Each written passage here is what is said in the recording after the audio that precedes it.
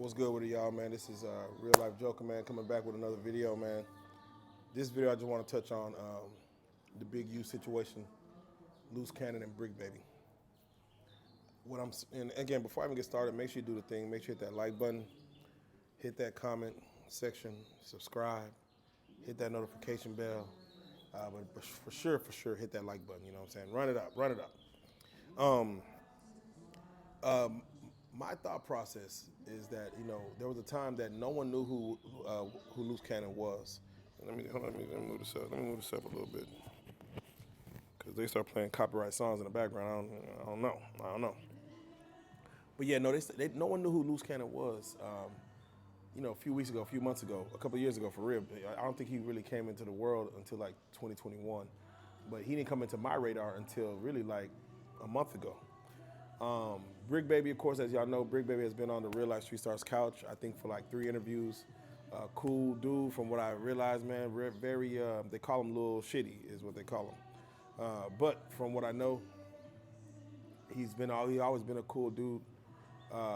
Just again, from a LA dude who technically is a rolling 60s coming to Dallas. He's always beefed with Charleston White. Again, whether the beef was real or not, I don't know.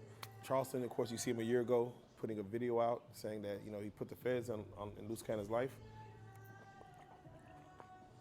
He put the feds in his life because Luce Cannon put $10,000 on his head, saying I got money on Charleston's head. So I totally understand you don't play with no one like that who just even jokes like that. So, but yeah, that's been Brick Baby's MO. He came to Dallas and he's like, I'm in Charleston White's hood, and he has that voice. Yeah, I'm in Charleston White's hood. You know what I'm saying? So he did that video. We did that interview. Interview did pretty good, and we actually got him back 2 or 3 times. And I think even Charleston had issues with that, of course, as far as us getting his op. And I was looking at like, if we allow you to speak, and everything we do with Charleston is it's business. So if we pay you to do an interview, and even if we pay Brick Baby, and Brick Baby looked out for us on with love as far as interviews, but I think we got to be able to be allowed to let one person speak and the other person speak. But anyway, this video ain't about that. This video is about the indictment that came down. So, what I know is that Brick Baby, when we talked to him about some LA stuff, because again, we're not from LA. I've been there a few times. I've been through Compton. I've been through Slauson, Crenshaw. I've been through Watts. I've been to the hood of the hoods in LA, man. Went to strip clubs out there. I done been in the slums, man, but also been to nice parts, Santa Monica, Venice Beach, Hollywood, Hollywood Hills, Beverly Hills. I've been all through LA. And it is what it is, man. They out there, man. They get busy, man. I didn't go down I went up and down Slauson Ave and Crenshaw, but I didn't go through no hoods like that. So from what I see, man, they get busy. But with that being said, we talked to Brick Baby a little bit about their lifestyle, what they used to do, what they kind of, where they're from and what they've been doing. That was very, he gave us surface level stuff. It wasn't until we were introduced to Luce Cannon. And again, shout out Luce Cannon, man, for coming through the platform and hollering at us. We originally got with Luce Cannon. I think it was Big Homie CC linked us up with Luce Cannon to say, hey, have y'all ever interviewed Luce Cannon? And I said, nah. I think it was it was somebody. It was Big Homie, I believe. So I said, nah, we haven't interviewed him. So we got in contact with Luce Cannon. We said we're gonna set up an interview. He said, bet. And him and Big Homie, they had a run-in Vegas with Whack 100. That thing played out the way it played out.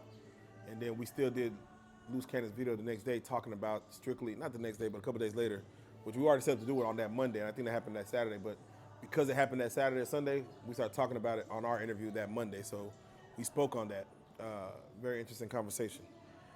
But it wasn't until we did Luce Cannon again to where Luce Cannon, man, I'm gonna play some parts in this. So I might have played some already. I might play some in the middle, but I might play some after this. So somewhere in this video, you're gonna see some of the Luce Cannon footage.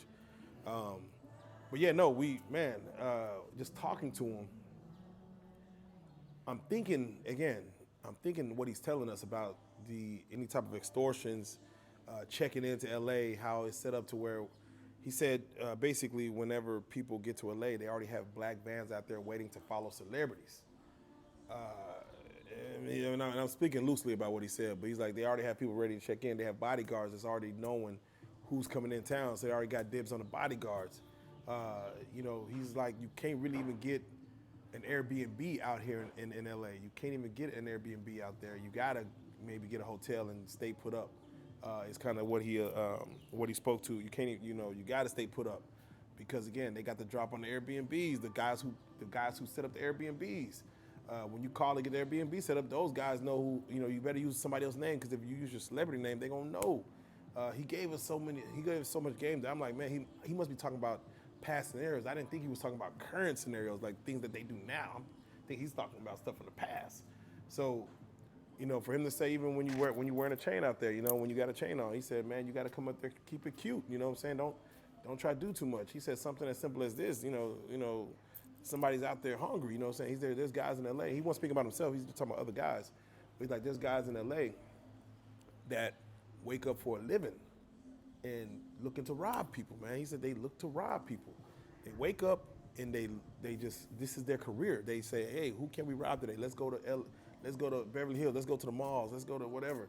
And their career is to rob people. You know what I'm saying? So that in itself is just wow. You know what I'm saying? As far as him just speaking on it.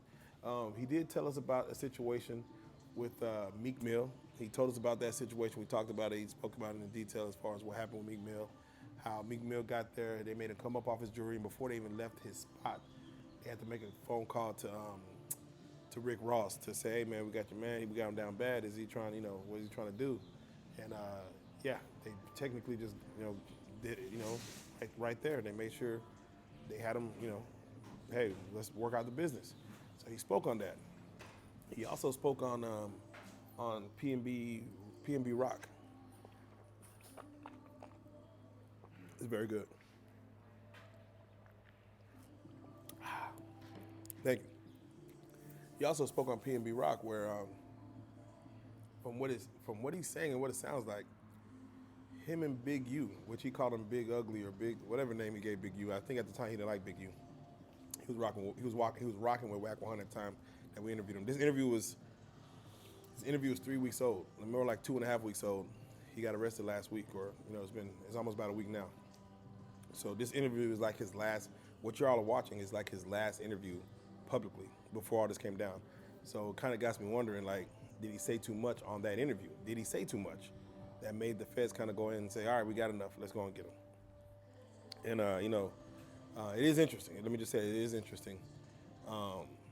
But with that being said, he said he was at P&B Rock's, at the Roscoe Chicken and Waffles, that he was there when P&B Rock got robbed, or he was a patron, and he was wondering, and again, I'm not sure if he said he was there, but he was just, the way he was speaking, it sounded like he was there. He may not have been there, but I don't know.